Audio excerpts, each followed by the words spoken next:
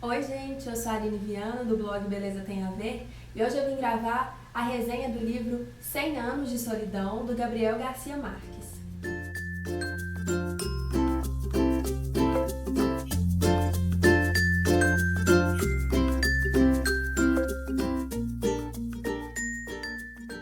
Bom, 100 Anos de Solidão é um clássico, sem dúvida, é um livro a respeito do qual todo mundo já ouviu falar alguma coisa, mas eu, apesar de ter 26 anos de idade, até então não tinha lido. O Gabriel Garcia Marques é um autor colombiano, ele foi contemplado com o Nobel de Literatura em 1982 e ele é um dos escritores favoritos do Rafa, meu noivo. E esse é um dos livros de que o Rafa mais gosta, ele tá tipo no top 5 da lista dele, e aí o Rafa me incentivou e emprestou um dos exemplares que ele tem pra eu ler, que ele tem mais de um exemplar, de tanto que ele gosta do livro. Acho que ele já leu 3 ou 4 vezes, sei lá. A edição que ele me emprestou é essa edição aqui, da editora Record. Ele tem uma jaqueta, tá até saindo, mas ele tem uma jaqueta, e sem a jaqueta ele é assim. E essa edição aqui, ela tem 394 páginas, e no início de cada capítulo, ela tem umas ilustrações. Não sei se está dando pra ver a ilustração. Os capítulos não tem título não, mas eles têm, são separados assim pelas ilustrações que iniciam cada um dos capítulos.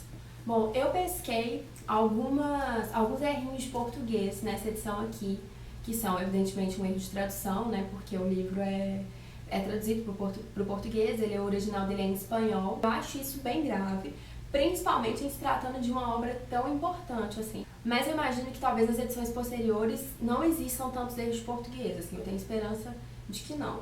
Bom, eu comecei a ler o livro em maio desse ano, em maio de 2015, e aí eu li umas 120 páginas mais ou menos, e eu tive que interromper a leitura, porque eu comecei a lotar minha agenda com uns outros compromissos, e aí eu tive que parar de ler. E aí eu retomei a leitura em setembro, agora desse ano, e aí quando eu retomei eu resolvi começar do zero. Até o Rafa que me incentivou a fazer isso, porque eu já estava confundindo os nomes dos personagens. Isso na verdade não é muito difícil não, porque 100 Anos de Solidão é um livro que retrata 100 anos da história da família dos Buendia. Os membros da família, eles têm nomes que se repetem ao longo das gerações. Então, por exemplo, tem o José Arcádio Buendia, que é pai do José Arcádio. E ele também tem um filho que chama Aureliano, que vai ter um filho que chama Aureliano José. Então, assim, os nomes se repetem, tanto nos homens quanto nas mulheres, e aí eu acabava me confundindo um pouco. Mesmo porque, pra mim, José Arcádio e Aureliano são o mesmo nome. Não sei porquê, pra mim são idênticos, assim, o Rafa falou... São muito diferentes, José Arcádio e Aureliano, não tem nada a ver uma coisa com a outra. Mas enfim, eu tenho um pouco de dificuldade mesmo, assim, em associar nomes a personagens, e um pouco de dificuldade de concentração também na hora de ler. Então, eu resolvi recomeçar a leitura do zero. Quando eu recomecei em setembro, eu vi que eu tinha que fazer uma árvore genealógica. O Rafa até me falou... Algumas pessoas que leem esse livro fazem uma árvore genealógica pra acompanhar direitinho. E aí eu comecei a fazer a árvore genealógica. Vou até pegar minha árvore genealógica pra mostrar pra vocês. Aqui tá a árvore genealógica que eu fiz, não sei se vai dar pra ler direitinho, mas tem o José Arcádio, que casou com a Úrsula, e aí tem os filhos que eles tiveram, que foram 1, 2, 3 filhos biológicos e uma filha adotiva, e aí tem as relações, assim, eles vão se casando, eu coloco os coraçõezinhos, e aí os filhos que nascem. Então, foi assim, fundamental ter feito a árvore genealógica, foi essencial. Sem ter feito ela, não teria conseguido chegar ao final do livro entendendo quem é quem. Eu li o livro com a árvore genealógica do lado, e aí eu ia acrescentando os personagens à medida que eles iam aparecendo. E ia sinalizando também quando eles morriam e fazendo uma cruzinha pra eu saber que aquela pessoa morreu, então que ela não ia pintar mais pela história. E aí eu li o livro, vi o nome de um personagem e olhava na árvore genealógica e falava, sei quem que é. Isso foi assim, fundamental. Se não tivesse a árvore genealógica, eu não teria conseguido entender direito. Não que seja muito complexo, nem todo mundo precisa de árvore genealógica pra entender o livro, não. Mas eu precisei porque, enfim, eu acho que eu sou meio desconcentrada, eu acho que eu tenho um pouco de dificuldade mesmo. E aí, pra mim foi melhor. Então eu recomendo que todo mundo faça isso. Se você conseguir ler sem ter que fazer isso, melhor, né? Mas fica aí a minha dica. Mas eu falando dessa forma, fica até parecendo que o livro é muito complexo ou difícil de entender, mas não é não.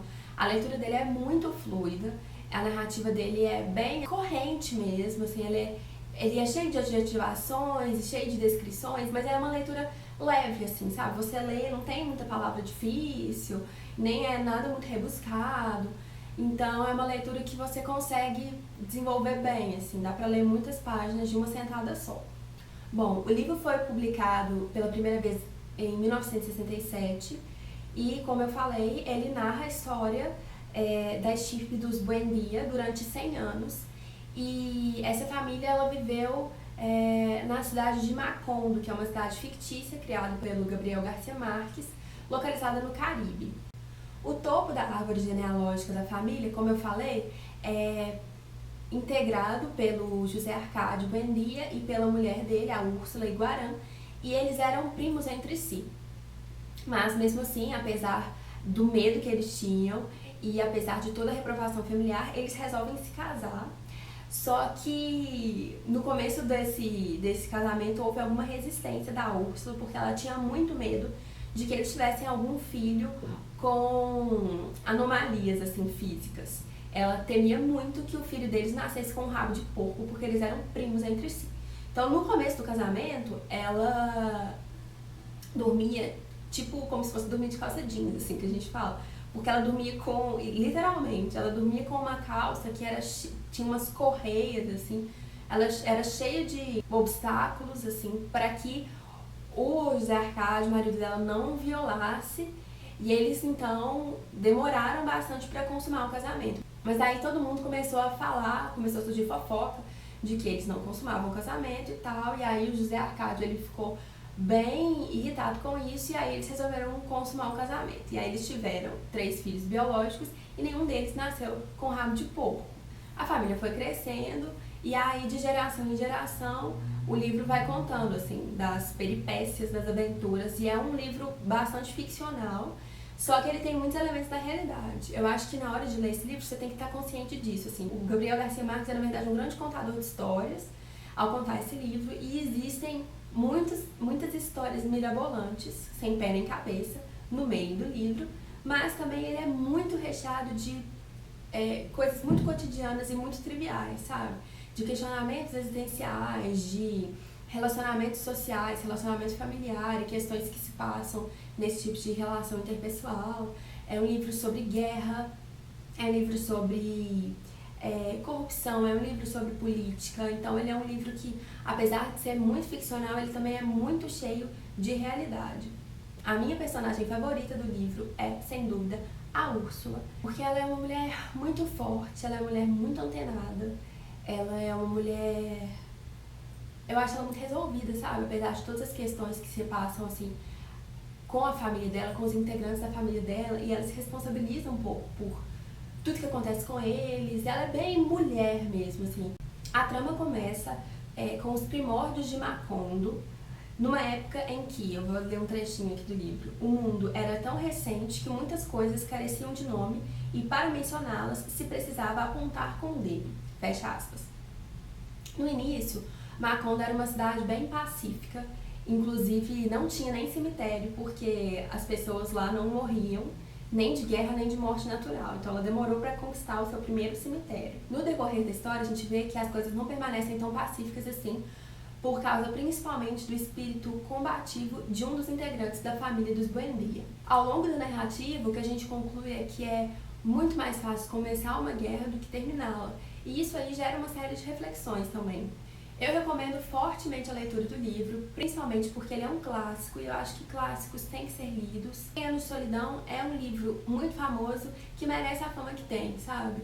E eu acho que é muito bom a gente conhecer, assim, um pouco da obra de um escritor muito importante para a literatura mundial, e esse é um expoente, sem dúvida, assim, um dos mais importantes da literatura mundial.